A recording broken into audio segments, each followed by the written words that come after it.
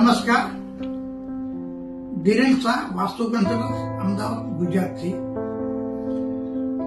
આજે વાસ્તુના સબ્જેક્ટની વાતચીત કરું છું. એની સાથે સાથે એક ભૂમિની પણ વાતચીત કરવા માંગુ છું. વાસ્તુ માટે તો આપણે ઘણા બધા વિડીયો બનાવ્યા છે, ઘણા બધા રીલ મૂક્યા છે, પુસ્તકો લખ્યા છે, ઘણું બધું વર્ક કર્યું છે. વાસ્તુ જમીન ઉપરનું બાંધકામની દિશા સાથેનું સંયોજન છે, પંચમહાભૂત તત્વોની એરેન્જમેન્ટ છે.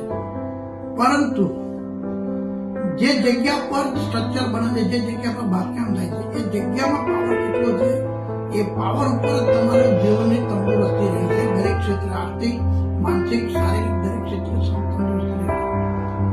જો તમારે જીવનમાં સુખી રહેવું હોય તો ગમે તે જગ્યા પર ગમે તે પ્રોપર્ટી ખરીદવું નહીં.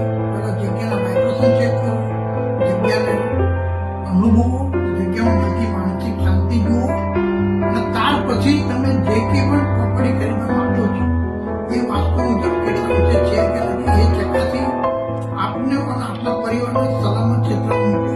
વાસ્તુનું અને ભૂમિનું જેટલું ધ્યાન રાખશો એટલું તમારા જીવનમાં સારામાં સારું આર્થિક, માનસિક, શારીરિક બધી રીતે તમે